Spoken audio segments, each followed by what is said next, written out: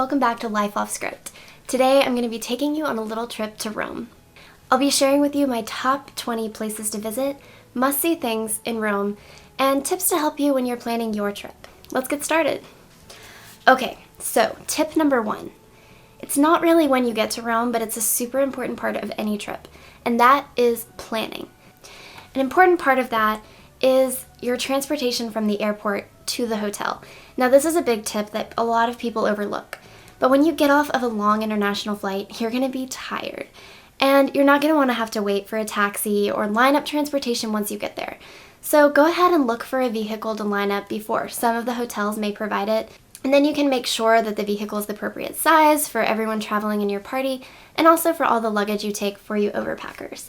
Another tip that goes along with planning is thinking about what kind of hotel you're going to stay at. What's your budget for this trip? Are you going to stay in more of a hostel environment, in an Airbnb, or are you looking for more of a luxury hotel? With a hostel or Airbnb, you have to think about check-in time a little bit more. Are you going to get there too early? Are you going to have to drag your luggage around throughout the city? No one really wants to do that. So look into other options for storing your luggage if you're going that route. I wanted to share with y'all where we stayed in Rome. It's this beautiful hotel called Aleph or Aleph. I'm not really sure on the pronunciation, but it's a gorgeous hotel. It's a Curio collection by Hilton, and it's a stunning experience while you're staying in Rome. The customer service was incredible. The breakfast was amazing. The rooms are super nice, relaxing to come back in the evening and just relax. It has a beautiful, gorgeous rooftop pool, an amazing restaurant, little places to sit at night and chat with friends. It has this gorgeous spa on the lower level, an amazing gym that you can work out at, a Turkish bath, an indoor jacuzzi. I mean, really just luxurious and amazing, and I definitely highly recommend to anyone visiting Rome. It's right off of Barberini Square, and it's a quick and easy walk to Trevi Fountain, to the Spanish Steps. I mean, really anywhere you want to go. There's a beautiful mall called Rinascente, which we'll talk about later. It's a great location, and I definitely recommend it. Alright, tip number 3 is Roscioli's. Once you get checked into your hotel and you're ready to go, I can pretty much guarantee you're going to be starving. So make sure that you have a place lined up to eat at. And Roscioli's is the best spot to hit up first in Rome. I know we did, and we definitely weren't disappointed. So there's this awesome restaurant not too far of a walk from the hotel that I mentioned, or Trevi Fountain. It's pretty easy to locate. It has the best meatballs I've ever eaten in my life, the best cacio e pepe, and the best tiramisu. I'm telling you right now, you haven't tasted tiramisu until you've tasted it at Roscioli's. So it is a cannot miss spot. You have to go. You need to make reservations ahead of time. It's just a good idea. They don't open till about 7, I believe, but definitely check the times that they open. We showed up a little too early and had to wait. So make a reservation and get there on time, and you will have an incredible experience. Now, the beauty of Roscioli is it doesn't end at the restaurant. Right next door is a beautiful patisserie. You can go in any time of day, really, and grab an espresso, a cannoli, tiramisu, to your heart's desire. And if you take a short walk down the street, Roscioli also has a little pizzeria. And it's a gorgeous spot to order your pizza by the slice, just kind of watch the hustle and bustle of the city, grab a seat, just take some time to enjoy it. That was one of my favorite memories from Rome, and I highly recommend. So definitely don't miss out on the Roscioli experience.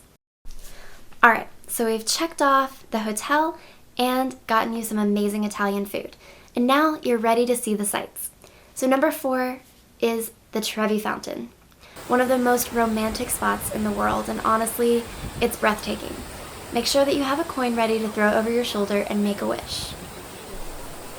A quick tip about visiting pretty much any tourist spot in Rome, Trevi Fountain especially, a lot of people want that gorgeous shot by the fountain, and it can be really hard to achieve with all of the tourists around. I was really shocked at how many people are there and how kind of difficult it is to maneuver. So if you're looking for that shot, get there super early in the morning. So once you've seen the Trevi Fountain and made your wish, go and grab some gelato. Rome is known for its gelato, and you really can't leave the city without trying it. Now, something to know is that it is a little bit touristy now, so you'll find some places that aren't really authentic gelato or aren't really that good. So don't judge it if it's off that. Try a few different places. But you can also go to some places that are really popular, such as Giolitti.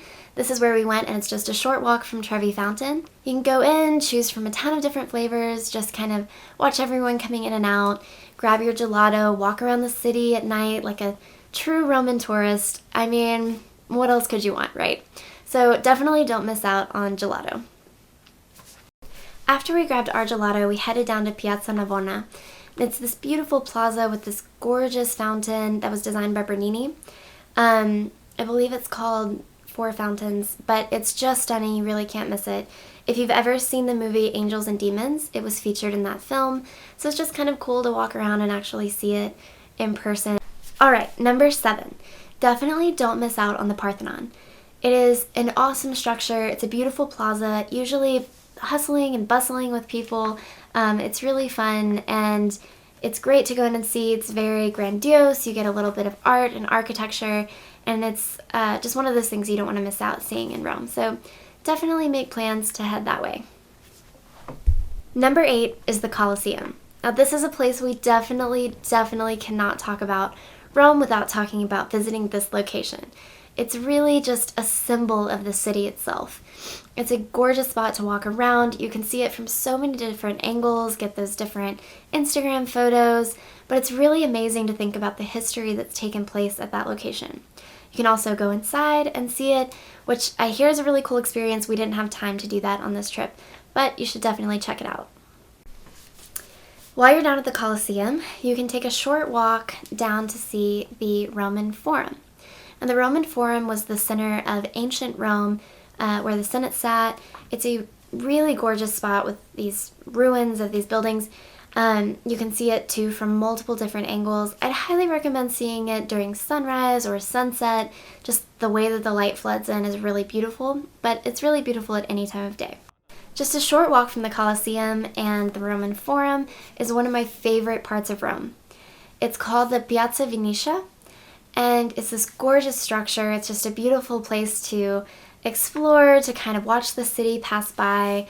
Another place I'd recommend going at sunrise or sunset. The lighting is just really beautiful, but any time of day, it's a gorgeous place to explore.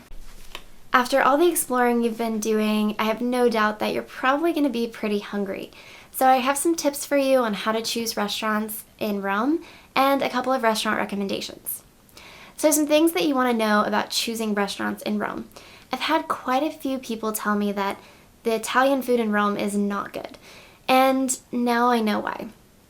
When you're walking around Rome, there's going to be a ton of tourist traps. If there's someone standing outside begging you to come in, it's not a good sign. In fact, just as a rule of thumb, if someone has to beg you to come in, it's probably not a good place to eat. Another thing to look for is if there's a lot of English on the outside of the restaurants. It's just a sign that it's a more touristy place and you probably want to stay away from it. Look for recommendations from friends. Look for places that are kind of tucked away, kind of off the beaten path. You'll have a better chance of finding good, authentic Italian food at somewhere like that. So one of my recommendations is this really adorable place called Osteria Chiana. Osteria Chiana is a little bit off the beaten path. It was a little bit further from things that we were trying to see, but just grab a taxi or an Uber and head up there because it's definitely worth it.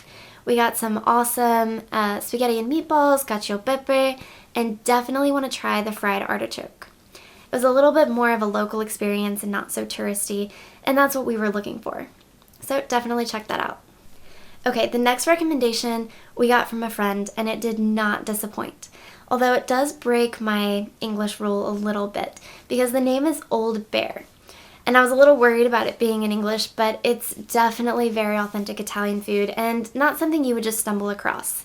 So definitely check it out. It's got an amazing ambiance inside, kind of rustic, and you have to try the truffle lasagna. It was out of this world incredible. I definitely recommend going to Old Bear.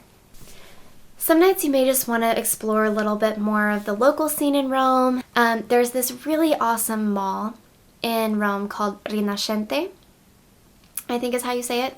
But it has everything that you could possibly want inside of this mall. It's really just beautiful to walk around and window shop. And on the top 2 or 3 levels, there are restaurants. There's this gorgeous rooftop bar upstairs where you can just look out over the city, hang out with friends. It's a really cool spot to just have a chill evening in Rome, and something that's not quite so touristy, but it's really enjoyable, and I definitely recommend stopping by. Okay, another place that you don't want to miss out on in Rome is the Spanish Steps.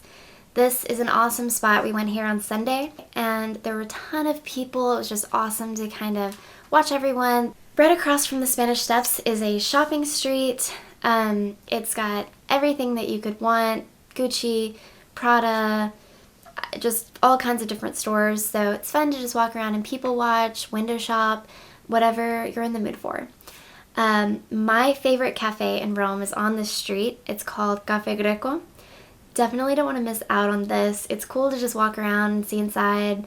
There was a guy just kind of sitting, painting in there, and it's a great spot to just grab an espresso from the bar and hang out for a little bit.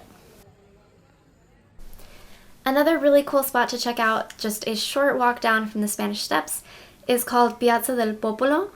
We went on Sunday and it was just full of people and life and energy. There were street performers, there was all kind of stuff going on, and we just hung out for a little bit before going to eat, so definitely a cool place to check out.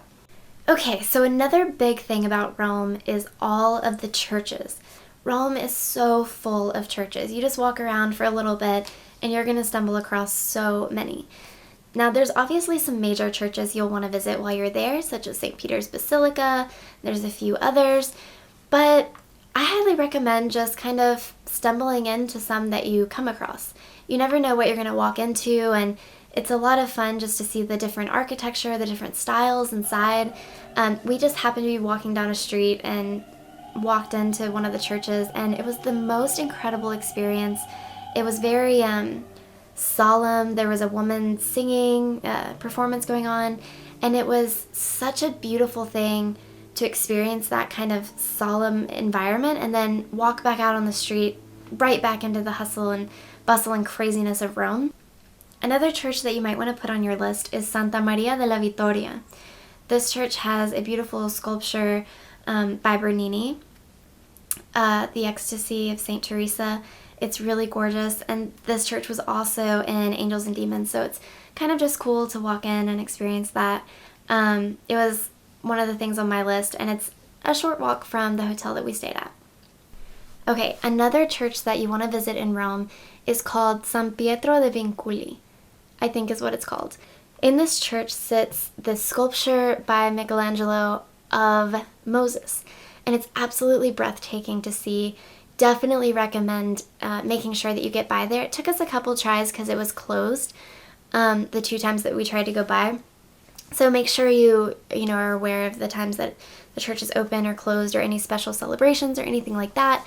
But it's definitely worth just standing in front of and watching the lighting change. It's just, it's amazing. So definitely don't miss out on that. Okay, so for this next one, you may want to plan out half a day or a full day to do this. It takes a little bit of time.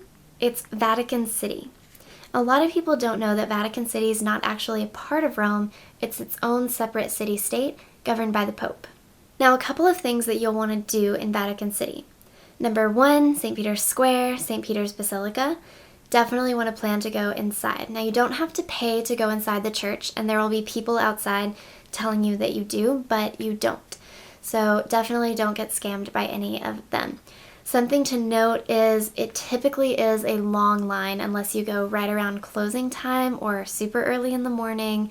A very long line to wait in, possibly an hour or more.